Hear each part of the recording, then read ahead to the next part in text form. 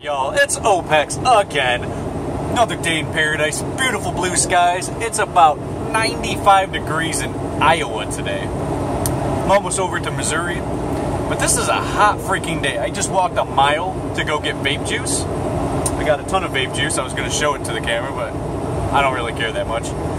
Anyways, something I want to talk about today. I want to discuss on something that I talked about before, but I'm going to switch my thought process on it where I can establish some sort of understanding for you guys, or at least be able to portray it in a different light. I made a video in the past, maybe a few months ago, about relationships. I don't remember what I said, so hopefully I'm not touching on a lot of those tangents again. But we're going to be talking about relationships, and there's something today in 2016 that I'm seeing in relationships that is appalling to me. And I'm going to go into the main point of it right away, and then we can kind of like branch out after that. The main point would be who we are looking for in relationships. It's seeming to me that people are not thinking about their long-term goals until it's time to think about their long-term goals.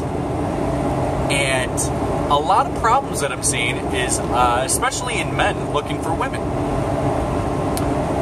There's this narrative, probably pushed by the liberals, or the feminists, or whoever, whatever group you want to throw in this category that would push this, that men are only looking for sex.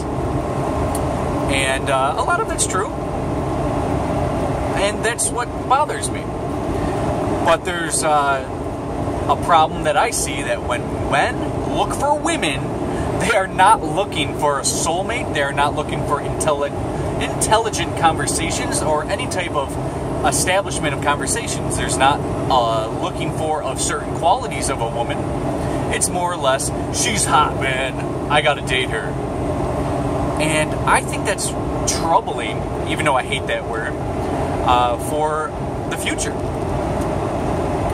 The reason why I'm saying it's troubling is because, well, if a lot of men keep knocking up women that they don't sincerely want to spend the rest of their lives with, they're not going to be that grade A father material like I would be. And I'm sorry, I usually are a little more modest. But anyways, they are not looking for women that can establish some sort of means of conversation that can get them through times of discomfort or of confusion or whatever. And they are basically mashing into this relationship paradigm where the woman gets pregnant, the man realizes, oh shit, this is gonna be a fucking long-term relationship. And what do we see? We see the men either not playing any role in the child's life, or the man is the weekend guy. I get to see her on weekends, some weekends not even. I gotta pay child support, acting like that's some sort of being a father. Now, if you're making dumb decisions, pay up. That's how I feel. In every paradigm in life, whether it's relationships, whether it's criminality, if you do the crime, you do the time. So how I look at it is, me personally, the number one reason why I'm single, now there's a billion reasons, I can tell you every one of them, it'll take 15 videos to get through it, but the number one reason why I am single is because I'm looking for someone that can establish something very long-term, that can raise a child and make the child the happiest person ever. I'm thinking, when I go up to a woman, is this a future mate? Is this a future mother? Is this a future person I can wake up to with a smile every day because she wants to smile every day because she's waking up with me? And so the reason why I'm trying to talk about men specifically right now is because men are instigating relationships. It's not the woman going up to the man saying, hey baby. It's the man going up to the woman and going, hey baby, nice eyes, beautiful ass, you know, whatever. choose whatever corny pickup line, and the woman's heart is just like, oh my god, this guy is so cute. Who, I got to admit, women are to blame too. There's so many single mothers nowadays. You can't just blame the guy for leaving. And I'm so sick of you women who are single parents that think you don't do the crime or do the time for doing the crime. You're fucking, and he doesn't wear a condom, you're fucking just as accountable as that guy. Hate to say it. It's like when women have weed in their pocket or carrying their weed for the guy, right? And they get pulled over by the police and they get caught with the weed and the guy goes to jail. But the woman just, not me, it's his. It's his. I told him not to do it. All of a sudden playing that card. It's the same way they play it when they get pregnated and they have a child. And all of a sudden, man and female, once together, now separate. Usually takes within the first year, and they separate.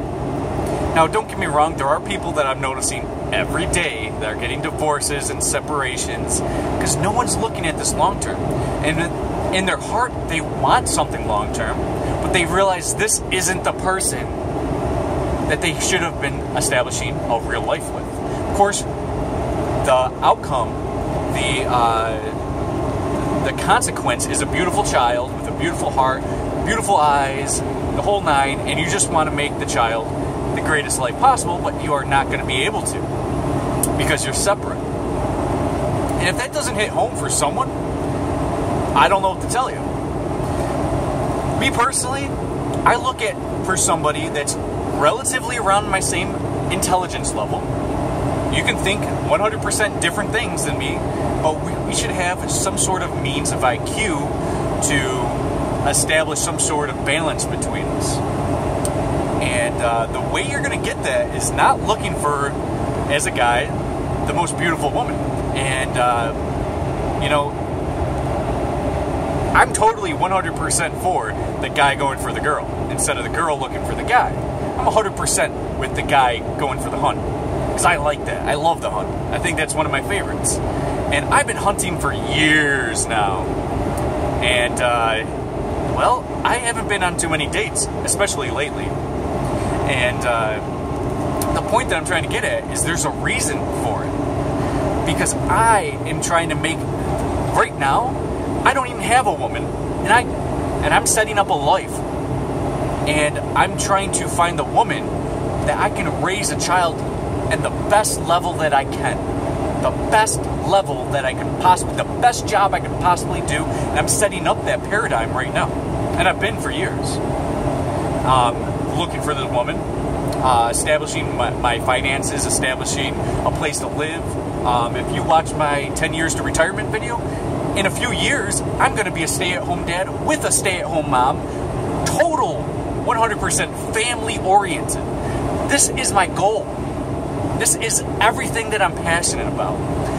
Having a child that's growing up with a father and a mother with values and intelligence and raised properly. Not going to a crappy school system, state-run education. Actually going to go out and find friends with the help of their parents. Someone who cares deeply, shares the same values, and to bring up a child correctly. Now, am I saying that every single child with only a single mother and separate father figure somewhere else has a terrible life? Oh, woe is me. No. But they're missing a key ingredient to life. It trumps having friends as a child. It trumps everything. Now, of course, having friends as a child is huge. Basically, what I'm trying to get at here is that it all starts out originally on a dating scheme. Very simple. Men have a job to do. Women have a job to do. It is not a thought process of belief that can change this. There's a job a man does, and there's a job a woman does. And it's something that's biologically secured in each and every one of us. A man should be very secure making sure that there's a foundation, and being masculine. Being masculine. Being a little feminine and overly sensitive is not a good quality. Being somebody who doesn't care as much, somebody that is separate out of the life of the child, is not good enough. It is not, and it never will be. If you see your child on weekends, it's not good enough. I will never, ever be the man that goes and visits his child on weekends, or have joint custody, or anything bullshit. That is not me. My child's going to be raised the best possible way. Best. And the problem that I'm seeing is that men and women, when they're getting together, they're thinking of this, or what fun, what jokes come out of it. Those are great things, don't get me wrong. Those are great things. I think about this shit too. But the ultimate goal of what you're doing has to cross your mind before it's too late. Now, you can always say, well, I never want to plan to get married, and she doesn't either, or he doesn't, or whatever. You can say that all day, and then you can keep your relationship. You can be together for 7, 8, 10 years, or whatever. But one day you might think, do I want to have a child with her? Do I want to get married with her? And this goes vice versa. I'm just basically throwing the man mentality on this side of the things, because I'm a man. But, you know, do I really want to be with her? Is she somebody that is around my IQ level? Do we argue too much? Is it stable argument, or is it one-sided, or does she hold a grudge for days? Can I fix this? What can I do? Because the point is, a lot of people stay together for the fear of being lonely. This is what happens, what triggers when women get to a certain age. And I don't know if yeah, let's get into it. There's a curve on sexual market value, per se. And that curve is when men are younger, their sexual market value is not as high. That's why younger men who have children tend to not stick around. They have less sexual market value. But when they get older, let's say about 35, 40, 45, that's the peak of their sexual, not performance, but their market value. The reason being is because it's genetics. And I don't want to get deep into it. This is just the 101 on it. But women, their sexual market value is high when they're younger, between like 18 and 35. Once they hit about 33, 34, 35, they start to fall off. That sexual market value has a lot to do with your DNA, has a lot to do with your eggs, has a lot to do with real life shit. Alright, so about the age of, like, let's say 35, and a woman starts feeling less appreciated, she does one of two things. I think I've mentioned this in another video before. But anyways, she does one of two things. She either nags the fuck out of the guy, becomes very, very unbalanced, and very, very moody, and the whole nine. But then there's a man. Oh wait, let me go to the other point too. The other thing is that she could really, really start not sucking up, but start treating her man better, knowing that her sexual market value is going down. She's not going to be able to date as easily. She's not going to find such great guys at that age, and her market value is going down, even though that the general man population, their sexual market value is going up. And so they either suck up to the guy and start really, really showing that they love him and they care for him and such, or they start being pieces of shit, trying to degrade the man and the whole nine. Where does this lead? This leads to generally men start wanting a divorce at that age more so than at the younger age. Because at the younger age, the sexual market value of your partner is very high. So you don't want to lose that. You want to, you know, impregnate the egg. And when a man gets older, he might either go for the divorce, or he might want to go for realizing that she's really for him. She's been around with him so long, and she's losing her sexual market value. You have children with her, and then it becomes that point of, It's either forever or let's stop it. Now, of course, these ages aren't precise. It's not like 18 through 35, she's amazing, then all of a sudden she hit 35 and she's fucking a fucking zebra. Anyways, what I'm trying to get at there is that that's a good understanding point of where you should be in your relationship when you're realizing, hey, I'm a guy and I'm 20 years old and I really like this woman, but she's being a pain and such, and I really like her. Should I stick with her? If you're having any type of thoughts like that, think of it long term. Think of it in the paradigm that I just showed you, that your sexual market value is going up every day. Hers may start declining soon.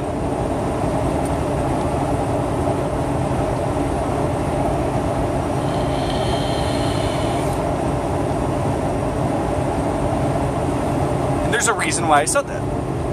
Because when you are a man and you're having values of a relationship in the whole nine at this point, you have a kid, you got to think about everything. What are you going to do to establish that relationship? Do you have that IQ that's going to keep you together for a fucking long time? I don't know how long you think 10 years is. 10 years might be a long time to be with someone. I think it feels like forever. My longest relationship was like a year. And the point that I'm trying to get at is, men, you need to realize this before you have children. So, of course, this video is on relationships. Relationships in the long term should be your focal point. Once you hit a certain age and you have certain virtues and aspirations of maybe having a family, of maybe having a relationship that's long-lasting. Think about these things, because this shouldn't necessarily get you to be like, well, I'm with this girl right now, and my sexual market value is just going to keep going up, so I'm just going to go to the next girl. Don't think like that. Think of it, also, don't think of it as, well, her market value is going down and I got to get out of here. Or don't think of it as, well, she's in her prime right now and we're having troubles. Think of it as IQ. Can you establish relationships based on IQ? Yes, you can. If your IQ is relatively the same, then yes. You can talk to each other, you can establish different values, you can talk about things that are your goals and dreams, and you can sit down and talk and have that conversation. That is a conversation that needs to happen in every relationship, and if you don't believe me, ask anybody who's had a long-term relationship. They know that they know every goal from their partner. The reason being is because that's something you need to know. You need to know if you're on the right page, or same page. And if you are going for that relationship out of she looks good, you're going at it the wrong way. Yes, she looks good, you want to implant the seed, you want to have good feelings, good vibes with her, but that's not going to be an everyday thing unless you have the same type of IQ, the same level of awareness and dreams and goals. I mean, they have to not be a perfect match to have a successful relationship, but it has to be similar. If she's dumber than rocks, and you know it's an easy thing for you to slide in that's not necessarily something you should go for. Sure, there's a lot of whores and shit, and sure, you might be lonely or drunk or whatever, and you might fall into that trap. But a lot of relationships, like I said in the beginning of the video, are based on these small things that are actually huge. You don't plan out your relationship. You don't look at that person and say, in 100 years, when you're old and wrinkly, am I going to still like you? Obviously, I'm exaggerating on the years. But once you start not looking as good, do we have enough to talk about? I mean, after you have a kid, right, you're not going to be having sex every day anymore. You're going to be having a lot less sex down the road. Is that something that you want to be with? Is this person someone you want to be with? Of course, again, this is all guy perspective. Let's go to the woman perspective. The woman sincerely wants a guy to stick around. they don't want to raise a child on their own. Yeah, she might get, financial assistance, like welfare and shit, by doing that. And, well, if she knows any better, she knows she's really, really hurting her child. There should be a man around. That's another video for another day, going all on that tangent, but women have the same problem of picking their mate. This is mutual. You can't go off just a guy likes you, so therefore you're together. You have to like this man, realize this man might be a great father, not a great father, ask him his dreams, his ambitions, what he wants in life, see if that matches yours. It's huge. It might seem small to have this one conversation one time, but it's fucking huge. So let's look at it. Women have their part in a relationship. The man, like I said before, has security, has things of that nature of masculinity. Women, feminine type qualities, like nurturing, like bringing up a child, breastfeeding, things of that nature. And there's so much to do with mother and father. They have their key points of that father-mother to child relationship. The child needs both. If a child's raised on one parent, there's disaster. She's missing a key article in her life. I can bring out statistics, but I actually will have a video, not soon, but at some point, I'm going to have all the statistics on single mother to child harm. So let's figure this out. When I'm seeing this out in public of men going after women who are attractive, might even seem like good mothers on the surface, but unless you truly know if you're going to stick together, what you would do, find out the truths, because people lie. Of course, if a guy asks a woman, you think you would be a great mother? She'd be like, yeah, I'd be a great mother. What woman would say, nah, I'd be a shitty mother? Maybe they're out there. I don't think most women would say that. But does that mean that all women are good mothers? First off, if you're a single mother, yeah, you're strong and stuff for sticking in there and being a single mother and whatever. But that's not a good mother. Am I saying all single mothers are bad? No. No. You made some mistakes. I understand. You have a beautiful child now. But in the context of being best, like I was saying that I'm trying to be the best parent for my unborn child. You're not being the best mother if you're making sure there ain't no father around. And it's going to take a very strong and dedicated man, because after your sexual market goes down, after you have kids, it's a lot tougher to find a good man, isn't it? A lot tougher. Find a good man, a good father. It does happen. But your sexual market value went down after having a kid, and you're not as attractive anymore. Are you still going to be able to get laid by fucking these wolves out there? Yeah. You can still get laid. 50-year-old woman can still get laid. Fat women, obese women can still get laid. Nerdy men can still get laid. Anyone can get laid. Point is, are you ready to make it to the next relationship, or next level relationship, or not? And if you're not, tell your partner, I'm not ready for kids. I don't want to have kids. I like this fun that we're having, and establish that. I am sick and tired of having single mothers out there. Sick and tired of it. It has a lot to do with mismanaging. And as a man and a woman, you need to have that conversation. Know each other's ambitions, virtues, thoughts, ideas, goals, all of that. Learn each other a lot, and not just at a small level, like, she likes this television show, she knows I like the Atlanta Falcons, and we know each other. No, because that's bullshit. That's make-believe shit.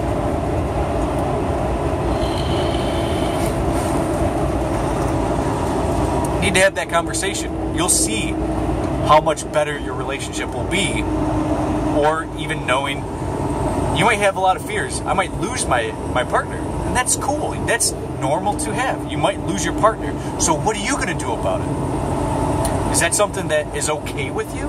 If not, you got to figure out a way, a means to strengthen it. And every relationship takes work. It's not going to be Prince Charles and a Princess Jasmine or whatever the fuck paradigm Disney set up for us, thinking that this is okay. But anyways, that's the gist of it. So I'm going to leave you at that, because again, I don't want to go too in depth with this shit. Just know that your relationship itself matters to me. Matters to future generations. It matters to me a lot. So there you have it. Hope you guys are enjoying your day. Hope you guys are thinking about your relationship choices. Don't just go for a pretty face and or miserable attitude, or find out how great this person is, because on your first few months of dating, your significant other might seem beautiful and great and awesome and all of that. But what happens when your sexual market value goes down? What happens when you don't really have much to discuss with each other because you don't have similar IQ? 70 IQ and 70 IQ will go good together. 100 IQ and 100 IQ will go good together. But 170? No. So think about it. I'm leaving you with that. See ya. Peace.